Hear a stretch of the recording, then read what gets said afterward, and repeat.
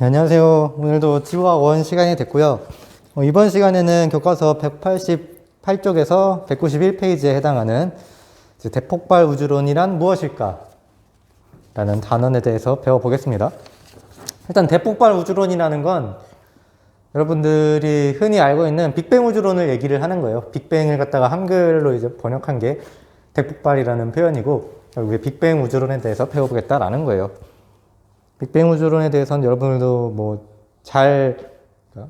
어느 정도 그냥 감으로 알고 있을 텐데 한번 좀 배우면서 제대로 알아봅시다. 그래서 먼저 우주론에 대해서 얘기를 할 건데, 우주론이라는 건 어려운 얘기는 아니고 우주에 대해서 생각하는 방식, 우주를 설명하는 방법, 이런 거를 얘기를 하는 겁니다. 그 앞에 붙은 게 이제 빅뱅 우주론이다라는 건 우주를 폭발로 설명한다. 그리고 여기서 말하는 정적 우주론은 우주는 이제 정적인 상태, 움직이지 않는 상태로 설명한다, 이렇게 얘기를 하는 거고요. 그래서 이 말 그대로 풀면 얘의 뜻이 나와요.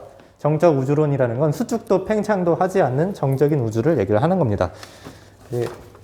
이 정적 우주론은 옛날 사고방식이었어요. 옛날의 사고방식. 옛날 사람들은 우주는 수축도 팽창도 하지 않는 이제 정적인 상태를 갖고 있다. 수축도 팽창도 하지 않는다. 이렇게 생각을 했습니다. 그 유명한 아인슈타인도 이 정적 우주론을 주장했던 사람이에요. 그래서 이제 아인슈타인이 자기의 인생 최대의 실수는 정적 우주론을 주장했던 것이다 라고 얘기를 하기도 했을 정도로 옛날 사람들이 생각했던 그런 우주론입니다. 이건 중요한 거 아니고요.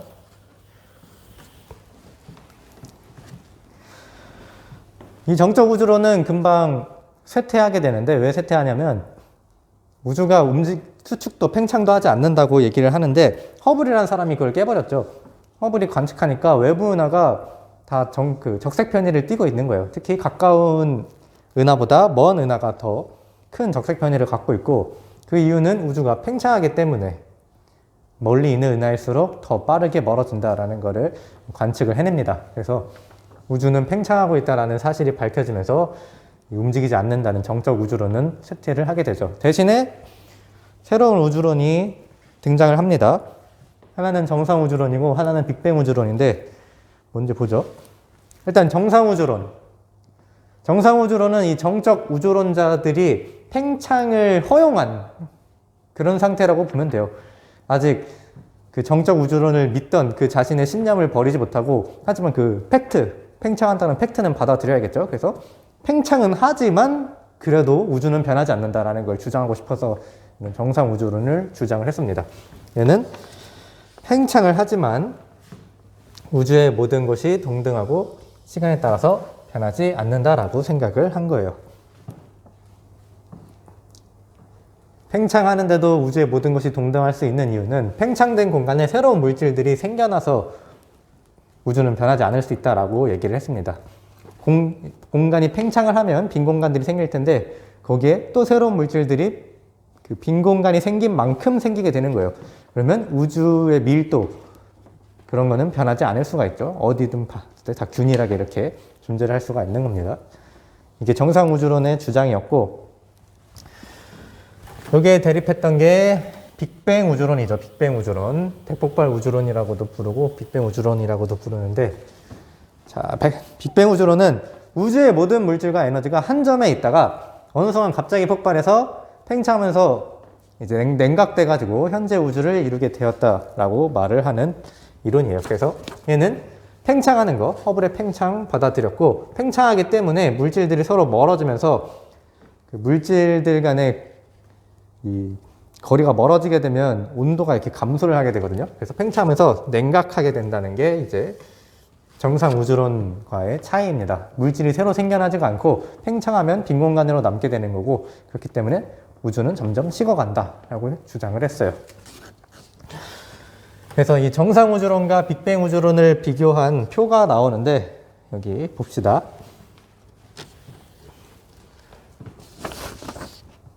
일단 빅뱅 우주론, 정상 우주론 둘 다 우주는 팽창한다라고 받아들였어요. 당연하죠. 허블의 관찰로 인해서 팩트가 밝혀졌으니까 어쩔 수 없이 팽창을 받아들였습니다. 자, 그 다음에 빅뱅 우주론에서 우주의 질량은 어떻게 되느냐? 빅뱅 우주론은 우주가 팽창할 뿐이지 새로운 물질이 생겨난다고 얘기는 안 했어요. 그렇기 때문에 우주의 질량은 빅뱅 우주론에서 일정하다고 설명을 합니다. 하지만 정상 우주론은 우주가 팽창하면서 생긴 빈 공간을 새로운 물질이 생겨나면서 거기를 채워 넣는다고 주장을 했습니다. 그래서 우주의 질량은 계속 증가를 하게 돼요. 하지만 우주의 밀도를 봤을 때는 빅뱅 우주론은 같은 물질들이 공간이 팽창하게 되면 그 물질들 사이에 공간이 생겨나면서 더 물질이 모여있다가 점점 펼쳐지는 듯한 모습을 보이게 될 겁니다. 그래서 우주의 밀도는 빅뱅 우주론에서는 감소하게 되고요. 정상 우주론에서는 빈 공간이 생긴 만큼 새로운 물질이 생기는 거기 때문에 물질과 물질 간의 그 간격 차이가 유지가 돼요. 그래서 정상 우주론에서의 우주의 밀도는 일정합니다. 그리고 우주의 온도를 보면 빅뱅 우주론, 빈 공간이 생겨나면서 물질 간의 거리 차이가 생기고 그런 환경에서는 이제 온도가 감소를 하게 돼요. 하지만 정상 우주론에서는 물질과 물질 간의 빈 공간이 생기지만 새로운 물질이 생겨나면서 걔네들의 간격 차이를 넓히지 않고 유지를 시켜줍니다. 그렇기 때문에 정상 우주론에서 우주의 온도는 일정하게 유지가 돼요. 이렇게 정상 우주론과 빅뱅 우주론에서 우주의 질량, 우주의 밀도, 우주의 온도가 어떻게 변하는지 봐두시면 될 것 같고, 이렇게 바뀌는 이유는 여기 특징에 나와 있습니다. 빅뱅 우주론은 대폭발이 일어나서 일단 시작은 한 점에서 시작되고요. 그리고 대폭발이 일어나가지고 그 물질들이 우주 전역으로 팽창을 하는 거예요. 팽창하면서 자연히 물질들의 서로 뭉쳐있는 거리가 벌어지기 때문에 온도는 감소하는 거고 밀도도 감소하게 되고 질량은 똑같습니다. 처음 있던 물질이 다 날아가는 그런 상태예요. 근데 정상 우주론은 이제 우주의 시작 같은 걸 잘 논하지 않고 우주가 팽창하는 것만 인정을 하고 우주가 팽창하면서 생긴 빈 공간은 새로운 물질이 생기면서 거기를 메꾼다. 이렇게 설명을 합니다. 이제 빈 공간을 같은 밀도로 채우기 위해서 새로운 물질이 계속 생성된다. 정상 우주론에서는 물질이 계속 생성돼요. 이게 특징이고, 모식도로 나타내면 빅뱅 우주론은 처음에 이 물질들이라고 하면 그렇고 별이나 은하들이 이렇게 다닥다닥 모여 있었습니다. 근데 우주가 팽창하면서 은하와 은하 사이의 거리가 멀어지게 되고요. 그리고 시간이 더 경과하면 우주가 더 팽창해서 은하와 은하 사이는 아까보다도 더 멀어지게 되는 이런 상태가 됩니다. 제가 이거 별 또는 은하라고 했는데 은하라고 봅시다. 별은 결국에 은하 내부에 있어서 우주 팽창에 의해서 팽창하는 경우가 없다고 얘기했죠. 중력적으로 묶여 있어서. 그러니까 이 점들 은하라고 생각을 하고 우주가 팽창해가지고 은하 사이의 거리가 멀어지는 이걸로 보시면 되겠습니다. 그 다음에 여기 정상 우주론은 우주가 똑같이 점점 커지는데 커진 만큼 새로운 은하들이 생겨나가지고 이렇게 공간을 메꾸는 거예요. 그래서 처음 이 다닥다닥 붙은 게 똑같이 팽창하더라도 은하들이 다닥다닥 붙어 있을 수 있게 이런 모습을 유지할 수 있게 계속 물질들이 생겨나는 게 이 정상 우주론의 모습입니다. 그래서 이 모습만 보고도 뭐가 빅뱅 우주론인지 뭐가 정상 우주론인지 알면은 좋겠습니다. 이렇게 정상 우주론과 빅뱅 우주론을 비교를 했고요. 하지만 결국에 우리가 배우는 건 빅뱅 우주론이죠. 왜 빅뱅 우주론을 배우냐? 빅뱅 우주론이 이제 더 말이 되고 있고 과학자 사이에서 인정받기 때문이에요. 그러면 그렇게 인정받을 수 있는 이유는 뭐냐? 빅뱅 우주론의 증거가 밝혀졌기 때문입니다. 빅뱅 우주론자들의 이 주장이랑 진짜 실제 현상에서 발견되는 그 관측 현상들이 맞아떨어진다는 겁니다. 실제로 관측되는 것들을 정상 우주론으로는 설명을 할 수가 없어요. 근데 실제 관측 현상을 이 빅뱅 우주론은 설명을 할 수 있기 때문에 이게 점점 정상 우주론은 쇠퇴됐고 빅뱅 우주론을 우리가 배우고 있는 거고 정설로 받아들이고. 그래서 빅뱅 우주론의 증거가 뭐가 있느냐? 크게 두 가지입니다. 우주 배경 복사랑 수소와 헬륨의 질량비, 이 두 개예요. 얘네들이 왜 빅뱅 우주론의 증거가 되냐면, 우주 배경 복사라는 거는 빅뱅 후 38만 년이 지났을 때 우주의 온도가 3000 켈빈일 때 방출되었던 복사예요. 그리고 우주가 계속 팽창하면 우주의 온도는 내려가게 되고요. 자연히 이 우주 배경 복사의 온도도 내려가게 됩니다. 그거를 현재까지 팽창됐을 때 우주 배경 복사의 온도로 이제 환산해서 계산을 해보니까 3000 켈빈이었던 우주 배경 복사가 현재는 약 2.7 켈빈의 복사로 관측되어야 된다라는 거예요. 그러고 진짜 관측해보니까 2.7 켈빈의 그 우주 배경 복사가 관측이 된 거죠, 우주에서. 그렇기 때문에 이 빅뱅 우주론이 정설로 받아들여지는 거예요. 이게 빅뱅 우주론의 증거로 채택이 되는 겁니다. 좀 더 이 우주 배경 복사의 역사 그런 걸 얘기를 해보면, 가모프라는 사람이 주장을 했어요. 가모프. 빅뱅 우주론자인데,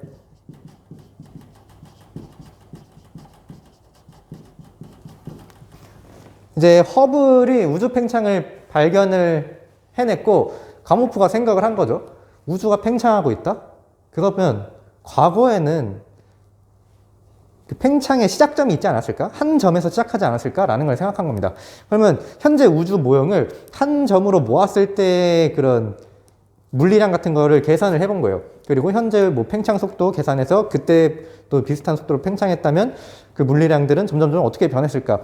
자기 나름대로 이제 실험을 하고 계산을 한 거죠. 그랬더니 현재 우주에 있는 물질들이 한 점에 모여 있다가 38년이 지나면, 아니다, 다시 좀 더 자세히 얘기할게요. 현재 있는 물질들이 한 점에 모였을 거면, 모였다가 폭발을 하게 되면, 이제 초기에, 빅뱅 초기에는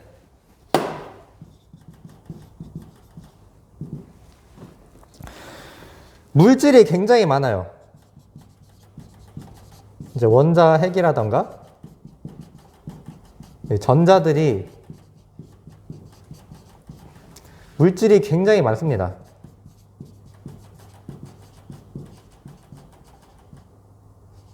그래서 복사가 빠져나오지 못해요.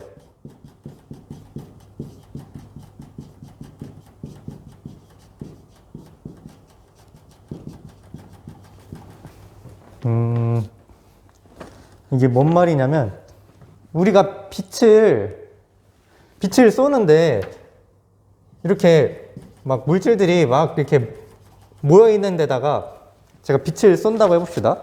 후레쉬 같은 걸로. 여기 물질이 있어요. 뭐 제 손이 있다고 치죠. 제 손이 있고 빛이 이렇게 쏴요. 그러면 이 손정등의 빛은 내 손을 뚫고 갈 수가 없죠. 우주 초기에는 물질들이 아주 많아가지고 복사가 물질들에 가로막혀가지고 이제 우주 공간으로 빠져나올 수가 없었어요. 물질 안에 갇혀있고 물질 밖으로 빠져나올 수가 없었습니다. 그런 상태였어요, 초기 우주. 근데 이제 우주가 시간이 지나면서 팽창이 돼가지고 우주가 점점, 우주의 온도가 내려가죠. 그러면 만약 이게 어떻게 계산했는지는 모르지만 38만 년이 지나면 빅뱅 이후, 빅뱅이 터지고 38만 년 후가 지나면 우주가 팽창해서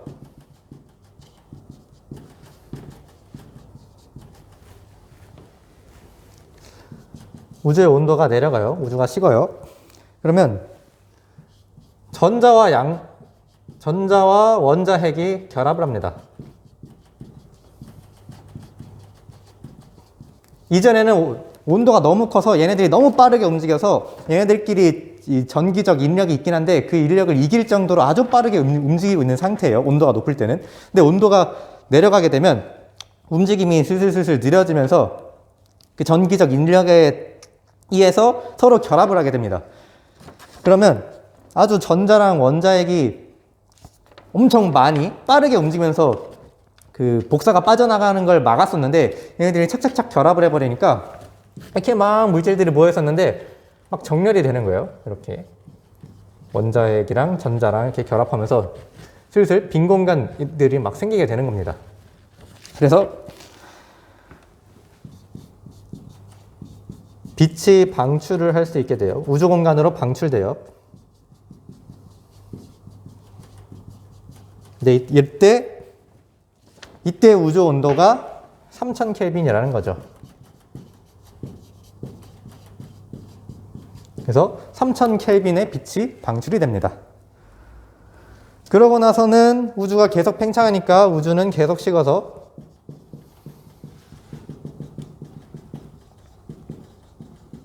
현재는 이 3000 켈빈이었던 복사 그 에너지가 2.7 켈빈으로 관찰이 되게 된다라는 이걸 예측을 했어요.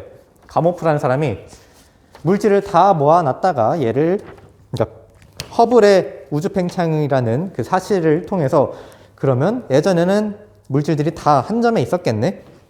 그걸 다 모아놓고 팽창하면서 식는 걸 계산을 해보니까 우주 온도가 3000 켈빈일 때 원자핵이랑 전자가 결합을 했을 거고 그러면 비로소 빈 공간이 생겨서 우주 배경 복사가 빠져나왔을 거고 그 우주 배경 복사가 빠져나온 뒤로 계속 팽창해서 파장이 길어지고 온도가 낮아졌다면 현재는 아마 2.7 켈빈으로 계산되지 않을까. 물론 가모프는 5 켈빈을 얘기하긴 했는데 그냥 2.7 켈빈 거의 가깝게 얘기를 했으니까 2.7 켈빈이라고 얘기를 했다고 치고 그러면 지금은 2.7 켈빈으로 보이겠네 라고 예측을 했었고 실제로 우주 배경 복사를 관측하니까 2.7 켈빈의 그 온도가 나온 거예요. 그래서 빅뱅 우주론자가 예측한 거랑 실제랑 같으니까 네 말이 맞아. 빅뱅 우주론이 맞아. 이렇게 되게 된 거죠. 그래서 이 빅뱅 우주론의 힘이 실리게 된 겁니다. 근데 여기서 재미난 거는 이 우주 배경 복사를 가모프라는 이 빅뱅 우주론자가 자기가 주장한 걸 자기가 발견해내지는 못했어요. 가모프가 우주 배경 복사를 발견한 건 아니고 펜지어스랑 윌슨이라는 과학자가 이 우주 배경 복사를 관측을 해냅니다. 그것도 아주 우연한 계기로. 펜지어스랑 윌슨은 이제 통신 관련한 일을 했던 사람들인데 이제 통신 관련한 일을 할 때 이제 통신이 잘 되도록 막 연구를 하고 있었어요. 근데 이쪽 하늘을 통해서 통신을 할 때랑 이쪽 하늘을 향해서 통신할 때랑 저쪽 하늘을 향해서 통신할 때랑 어디를 보든 간에 항상 요만한 잡음이 보이는 거예요. 잡음. 내가 통신을 더 잘하고 싶어서 어디 쪽으로 통신하면 좋을까 찾고 있는데 어디든 간에 잡음이 낀다는 거죠. 그래서 그 잡음을 연구를 해보니까 이거 가모프가 말한 그 우주 전역에 펼쳐져 있는 우주 배경 복사 같은데 라고 해가지고 그때 우주 배경 복사가 아주 우연히 발견이 된 거예요. 그래서 그때 이제 가모프의 이 이론에 힘이 실리게 된 거죠. 그런 일이 있었다.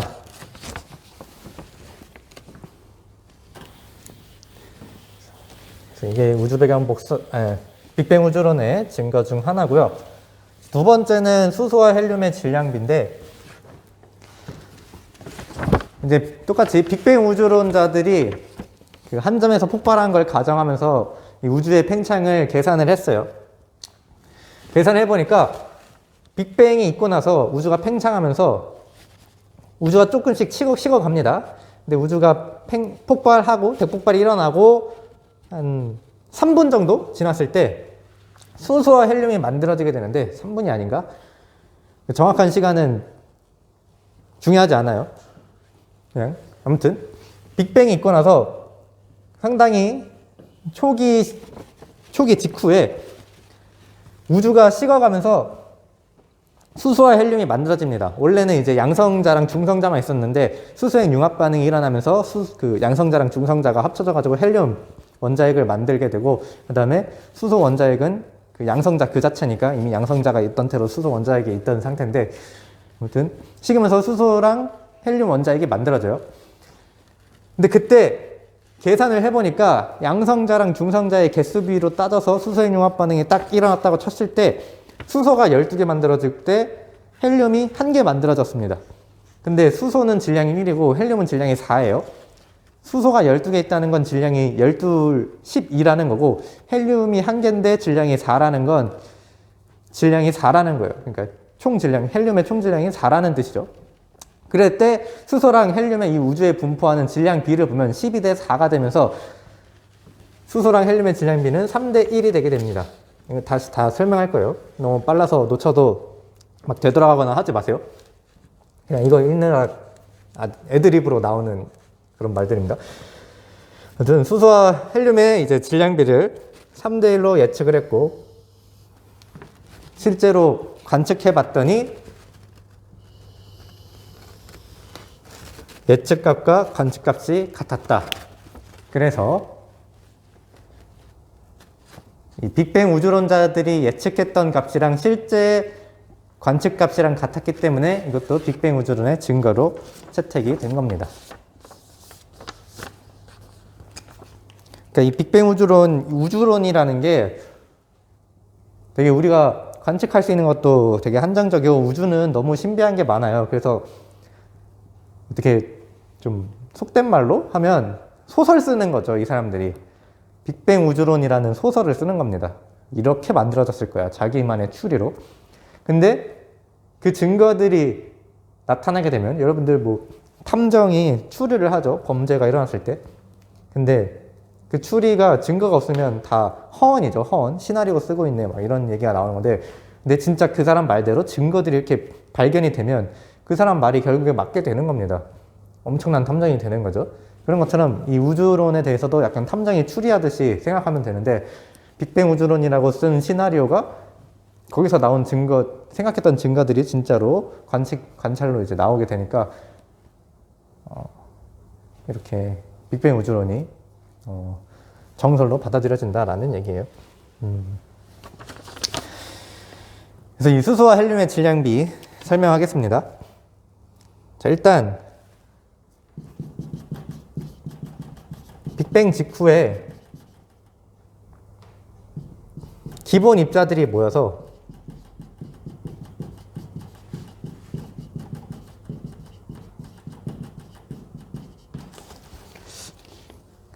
양성자랑 중성자를 만들어요.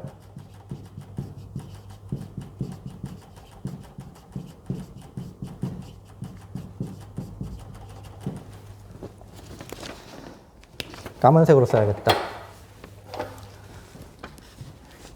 자, 근데 양성자랑 중성자는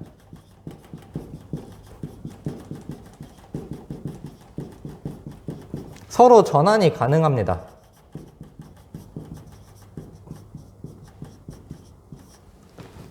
하지만 전환될 때 필요한 게 달라요. 양성자가 중성자가 될 때는 에너지를 흡수를 해야 됩니다. 에너지가 필요해요. 하지만 중성자가 양성자가 될 때는 에너지를 방출해요. 그러니까 에너지가 필요가 없는 거죠. 양성자가 중성자가 되는 반응은 에너지가 필요하고, 중성자가 양성자가 될 때는 에너지가 필요하지 않아요. 에너지를 방출하면서 이렇게 바뀌는 거라서. 자, 근데 우주가 뜨거울 때는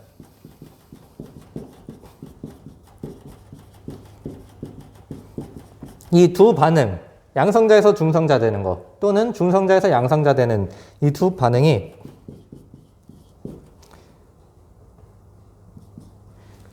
모두 활발하게 일어나서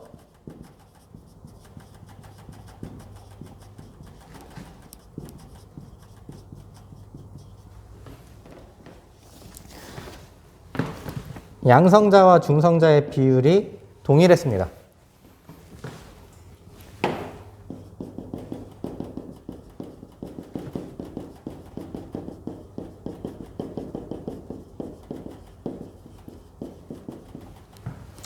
근데 우주가 점점 식어요. 팽창하면서 우주가 점점 식습니다.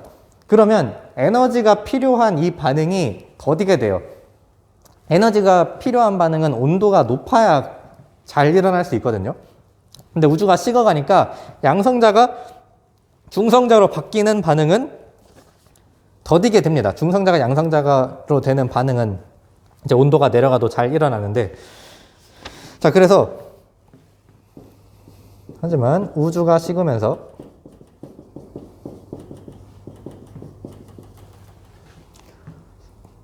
중성자가 양성자로 되는 반응만이라고 하긴 했는데, 이 반응이 훨씬 많이 일어난다라는 얘기예요. 이게 너무 안 일어나니까. 반응만 일어나서 점점 양성자가 많아집니다.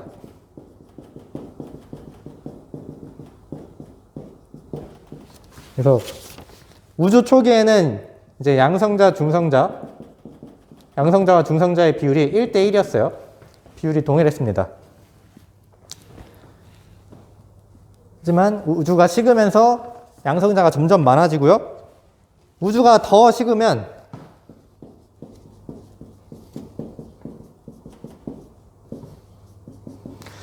우주에서 수소액 융합 반응이 가능해지는 온도가 돼요.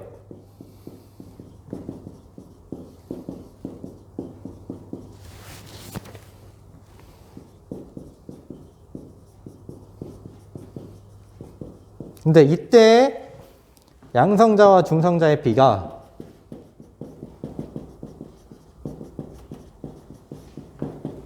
7대1입니다. 7대1. 양성자와 중성자의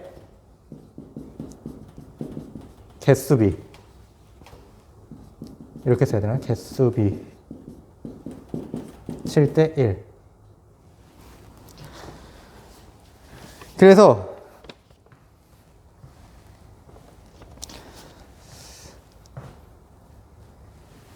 양성자가 7개 있을 때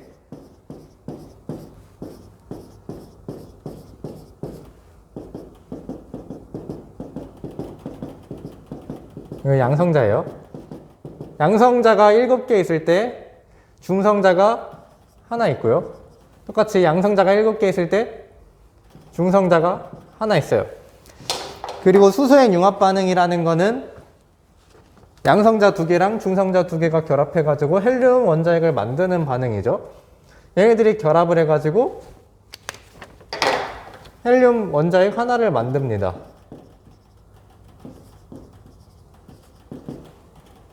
그러면 이 양성자 하나는 수소 원자핵 그 자체예요. 그러니까 수소 원자핵 몇 개요? 하나, 둘, 셋, 넷, 다, 일곱, 여덟, 아홉, 열, 열한, 열둘. 12개고, 헬륨 원자핵은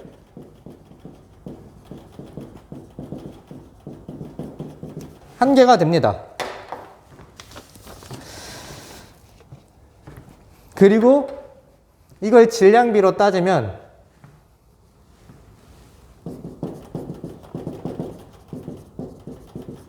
우주의 수소와 헬륨의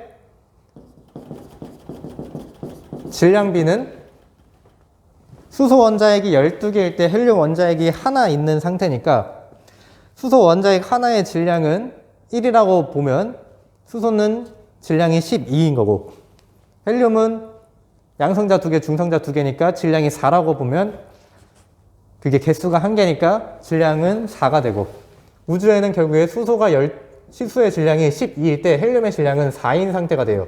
이걸 약분을 해주면 3대1이 됩니다. 즉 수소와 헬륨의 질량비는 3대1이 될 거다라고 이제 빅뱅 우주론자들이 예측을 한 거예요. 정리해서 다시 얘기를 하면 빅뱅 우주론자들은 이 빅뱅 우주론으로 만들어지는 우주를 계산을 했습니다. 그래서 초기에 물질들이 모여 있었고 빅뱅이 터지고 나선 물질들이 이제 우주가 팽창하면서 물질들이 이렇게 막 날아가요. 그때 이제 기본 입자들이 처음에 존재를 하다가 걔네들이 결합해가지고 양성자나 중성자를 만듭니다. 근데 우주가 뜨거울 때는 이 양성자랑 중성자가 서로 막 전환되면서 동등한 비율을 유지를 해요. 그러다가 우주가 식게 되면은 양성자에서 중성자 되는 반응은 잘 일어나지 않지만 중성자에서 양성자 되는 반응은 그래도 잘 일어납니다. 그래서 점점 우주에는 양성자가 많아져요. 그럼 무한히 양성자가 더 많아져야 되는데 계속 양성자가 많아지고 있는, 중성자가 양성자로 바뀌던 상황에서 수소핵융합 반응이 가능한 온도로 되는 겁니다. 온도가 너무 높아도 핵융합 반응은 안 일어나거든요. 온도가 너무 높아서 수소핵융합 반응이 일어나지 않다가 식어가지고 수소핵융합 반응이 가능한 온도가 딱 도달되니까 양성자랑 중성자가 결합하면서 헬륨이 만들어지는 거죠. 근데 그때 중성자가 양성자로 다 바뀐 건 아니고 그때 양성자랑 중성자의 개수비는 7대1이었다라는 겁니다. 7대1. 이 상태에서 수소핵융합 반응이 일어나니까 우주에 존재하는 수소와 헬륨의 개수비는 12대1이었을 거고 그거를 질량비로 따지면 이제 3대1이 나올 거다라고 예측을 한 거예요. 빅뱅 우주론자들이. 이걸 다 예측을 한 겁니다. 아마도 이렇게 진행이 됐을 것이다. 그리고 실제로 우주의 수소와 헬륨의 질량비를 알아봤죠. 그랬더니 진짜로 3대1이더라. 그래. 너가 말한 거 맞다. 라고 되는 거죠. 이렇게 되는 겁니다. 뭐 여기서 최신 이론 같은 거, 최신 정보 같은 거를 얘기를 한다면 그냥 듣기만 하세요. 우주엔 수소랑 헬륨만 존재하지는 또 않습니다. 그래도 이 수소한 융합 반응이 일어나는 온도가 높아도 그게 1000만 켈빈이 굉장히 잘 일어나는 온도지 수소의 융합 반응이 시작되는 온도? 그렇게 보는 거지 1000만 켈빈이 됐을 때만 수소의 융합 반응이 일어나는 게 아니라서 수소의 융합 반응이 일어나는 온도 범위가 있어요. 그리고 그 다음 핵융합 반응이 일어나는 온도 범위도 있고 그래서 우주가 수소랑 헬륨이 아주 제일 많긴 한데 이때 일부 리튬이나 베릴륨 같은 것도 만들어냅니다. 그 수소가 1번이고 헬륨이 2번, 3번이 리튬, 4번이 베릴륨이죠. 그러니까 원래 제일 가벼운 거랑 제일 가벼운 것끼리 이제 뭉쳐져서 헬륨을 만들었고 그 다음 거는 이제 만들지 못했다라고 생각을 할 수도 있지만 우주 공간에는 이 시기 때 리튬이랑 베릴륨도 얼추 만들긴 했어요. 그리고 여러분들이 궁금해할 수도 있는데 왜 우주에는 수소랑 헬륨밖에 없느냐? 물론 제가 말한 대로 리튬이랑 베릴륨이 껴있긴 하지만 걔는 그냥 없다 치고 왜 우주에는 수소랑 헬륨밖에 없느냐? 우주가 뜨거웠으면 다른 핵융합 반응도 일어났어야 되는 거 아니냐라고 생각할 수 있는데 수소 핵융합 반응은 이제 1000만 켈빈 정도를 우리가 기준을 잡죠. 그리고 헬륨 핵융합 반응은 1억 켈빈을 기준을 잡습니다. 근데 헬륨의 융합 반응이 일어나려면 헬륨이 필요해요. 근데 헬륨을 만들려면 1000만 켈빈이 필요해요. 근데 우주가 온도가 굉장히 높았다가 계속 낮아지기만 했습니다. 그러니까 우주의 온도가 낮아지면서 시작 온도가 여기고 현재 온도가 여기고 여기가 헬륨의 융합 반응하는 온도고 여기가 수소의 융합 반응하는 온도라고 봤을 때 온도가 내려가요. 계속 헬륨의 융합 반응 할 수 있는 온도는 이미 지나버렸어요. 그리고 수소의 융합 반응이 가능할 때 수소가 있으니까 수소의 융합 반응해서 헬륨을 만들죠. 다음 융합 반응 하고 싶은데 이미 그 온도는 지났어요. 우주는. 그래서 우주가 할 수 있었던 핵융합 반응은 수소의 융합 반응 하나였을 뿐이고 우주에는 수소랑 헬륨밖에 없는 겁니다. 물론 리튬이랑 베릴륨 아주 소수가 있긴 한데 그거는 그냥 그렇다 치고 그래서 이게 그 빅뱅 우주론자들이 말했던 이 시나리오 그런 거고 그거대로 실제로 관측이 되었다. 그래서 얘네들이 빅뱅 우주론의 증거로 채택이 되고 있는 겁니다.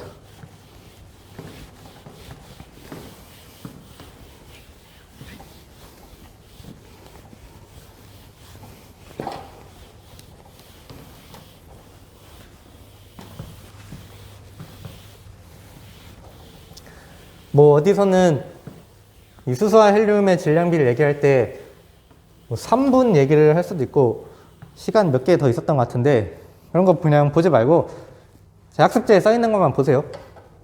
38만 년 그리고 3000 켈빈 그 다음에 2007 켈빈 그리고 3대1 그리고 방금 제가 말했던 거는 당연히 나올 수 있는 거고 제가 뭐 3분 이런 건 얘기는 안 했으니까 그거는 너무 신경 쓰지 마시고 수치는 여기 나와 있는 거랑 제가 말한 것만 알아두시면 되겠습니다. 이게 데폴반 우주론, 빅뱅 우주론의 증거였다. 근데 이 빅뱅 우주론에 한계가 있습니다. 한계. 그래. 너가 말한 그 빅뱅 우주론 다 증거가 밝혀지긴 했는데 그 빅뱅 우주론만으로는 설명할 수 없는 것들이 나오는데 라는 얘기죠. 관측 기술이 발달하면서 대폭발 우주론은 설명할 수 없는 것들이 발견이 됐어요. 사실 문제가 3개가 있는데 교과서에는 2개만 소개가 되고 있으니까 저도 그냥 2개만 하겠습니다. 하나는 우주의 편평성 문제예요. 편평성 문제. 2번째는 우주의 균질성 문제인데, 자, 현재 우주의 모습은 곡률이 0에 가까운 평탄한 우주입니다. 근데 평탄한 우주가 되려면 물질 밀도가 임계 밀도와 같아야 돼요. 하지만 현재 관측된 우주의 밀도는 임계 밀도와 같지 않고요. 임계 밀도의 30% 정도밖에 안 되는 걸로 알려져 있습니다. 그러니까 평탄한 우주로 관측되긴 하는데 평탄한 우주여야 할 그 조건을 만족하지 못하는 거죠. 그래서 빅뱅 우주로는 이걸 설명할 수가 없다. 빅뱅 우주로는 좀 한계가 있구나 라고 얘기를 하는 겁니다. 그 다음 균질성 문제.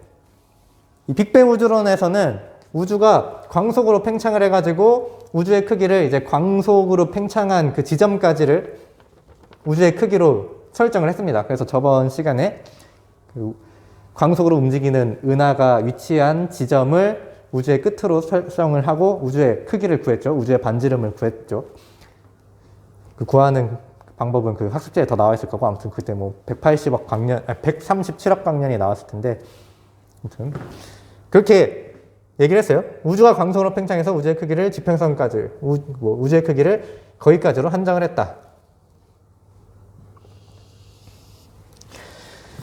자, 그러면 우주의 양쪽 끝은 어떤 일이 벌어지냐면 얘네들이 빛의 속도로 멀어지고 있으니까 빛이 양쪽 끝과 양쪽 끝은 서로 교환할 수 있는 기회가 단 한 번이 없었어요. 자기 속도만큼 우주가 팽창을 하니까 이 빛이 교환될 수 있는, 양쪽 끝이 서로 교환될 수 있는 상황이 전혀 없었다라는 거죠.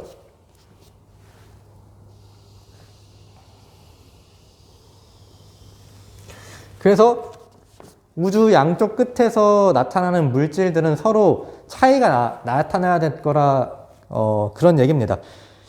이게 뭔 말이냐면 우주가 빅뱅이 있고 팽창을 하는데 팽창하는 속도가 빛의 속도예요.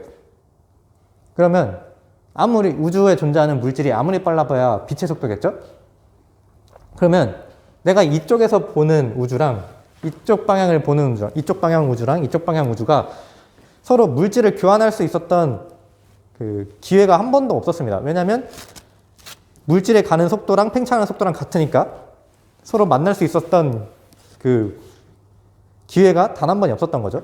근데 내가 여기를 보든 여기를 보든 얘네들이 서로 물질의 교환이 없었는데도 아주 균일하게 보이는 거예요. 여기나 저기나 아주 우주의 상황이 다 똑같이 보인다라는 겁니다.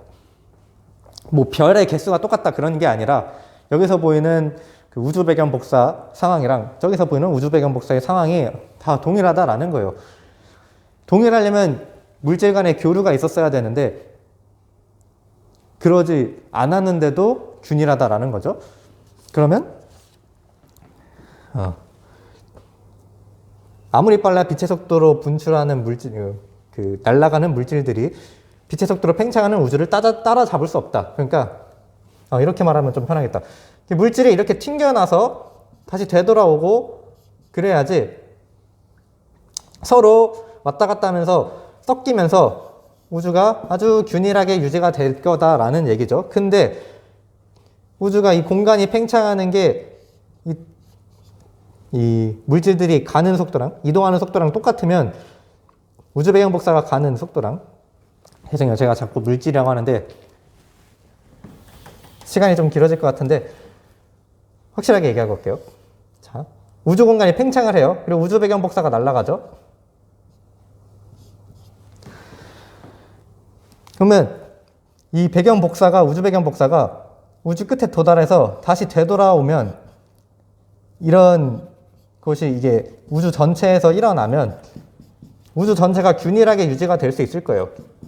근데 우주가 팽창하는 속도가 빛의 속도랑 똑같으면 또는 빛의 속도보다 더 빠르면 이 우주에서 방출된 빛은 우주의 끝에 도달하지 못하고 서로 섞일 수가 없습니다. 그래서 내가 이쪽을 봤을 때 여기 나타나는 빛이랑 이쪽을 봤을 때 여기 나타나는 빛이랑 서로 차이가 나타나야 돼요.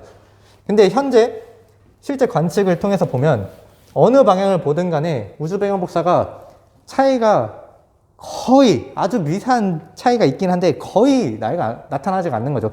물질들이 서로 안 섞였다라고 말할 수 없을 정도로 아주 균질하게 미세한 차이만 내면서 균질하게 우주 배경 복사가 관측이 된다라는 거예요. 그래서 어떻게 물질의 교환이 없었음에도 균일할 수가 있느냐? 그건 말이 안 된다. 빅뱅 우주론 너네들 말이 좀 모순이 있다라는 겁니다. 이 우주의 균질성 문제.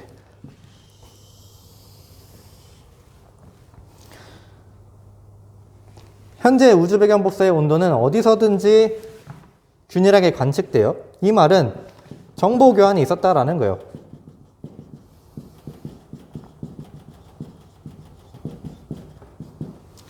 근데 빅뱅 우주론의 주장에 따르면 정보 교환이 있을 수 없는 상황이에요.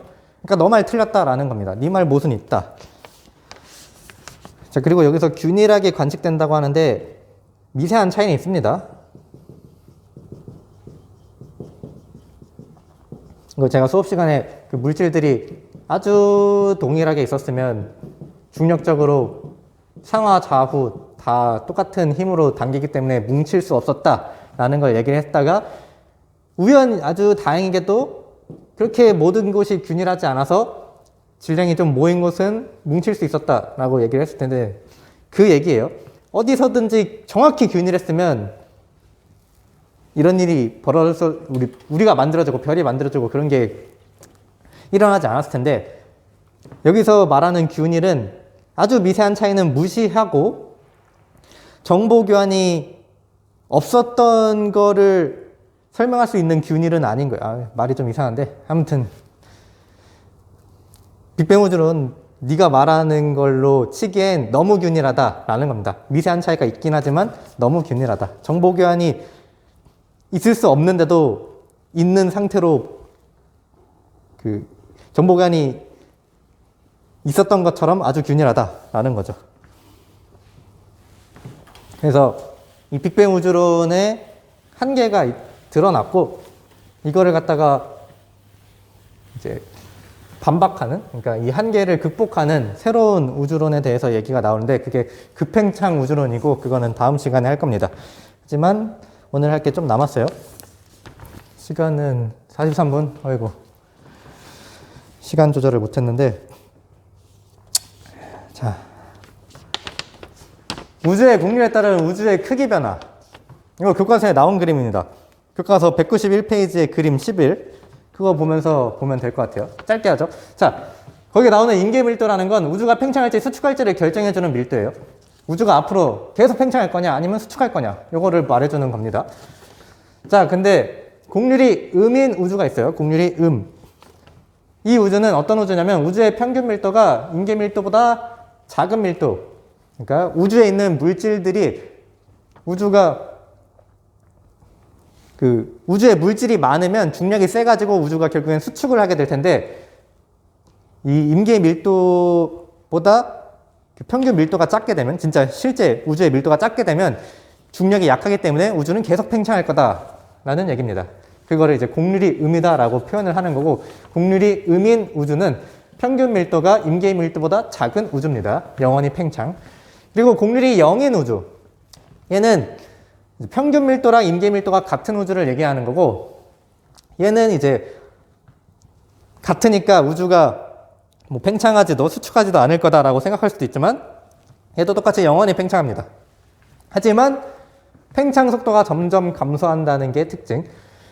곡률이 음이든 곡률이 0이든 우주는 영원히 팽창할 건데 곡률이 0인 애는 팽창 속도가 점점 감소하면서 팽창을 한다. 그리고 곡률이 양인 우주, 얘는 평균 밀도가 임계 밀도보다 큰 우주를 얘기하는 거고요. 이 우주는 팽창을 하는데 중력이 세서 그 팽창이 점점 느려지다가 결국에는 다시 수축한다라는 겁니다. 팽창 속도가 감소하다가 결국 다시 수축한다. 약간 뭐 고무줄 같은 거죠. 힘 딱 줬을 때 이렇게 늘어났다가 결국에는 찡하면서 다시 돌아오는 그런 우주를 얘기하는 겁니다. 그걸 표현하는 게 이제 곡률이 음이다, 영이다, 양이다 라고 얘기하고, 이 그림이 교과서에 나와 있어요. 이 그림.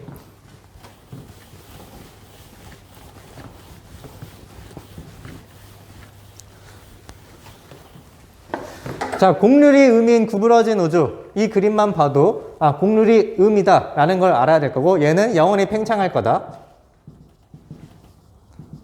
자, 곡률이 0인 평탄한 우주. 얘도 영원히 팽창할 거다. 곡률이 양인 구형의 우주. 얘는 결국엔 수축할 거다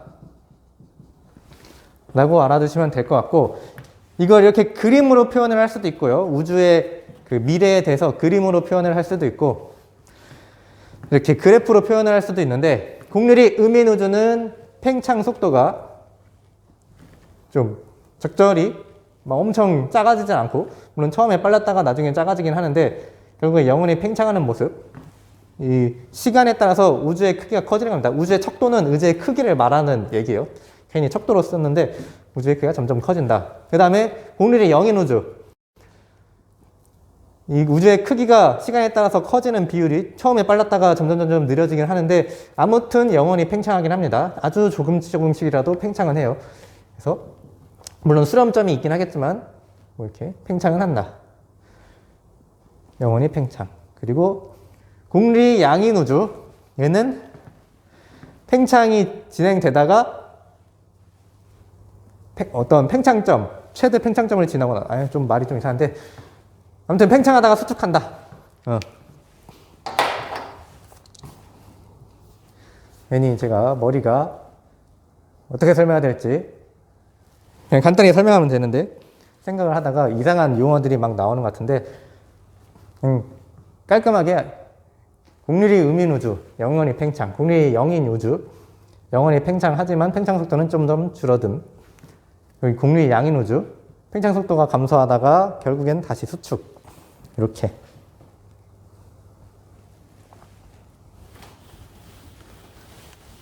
하시면 될 것 같습니다. 네, 너무 오래 해서 미안하고요. 그러면 다음 시간에 보겠습니다.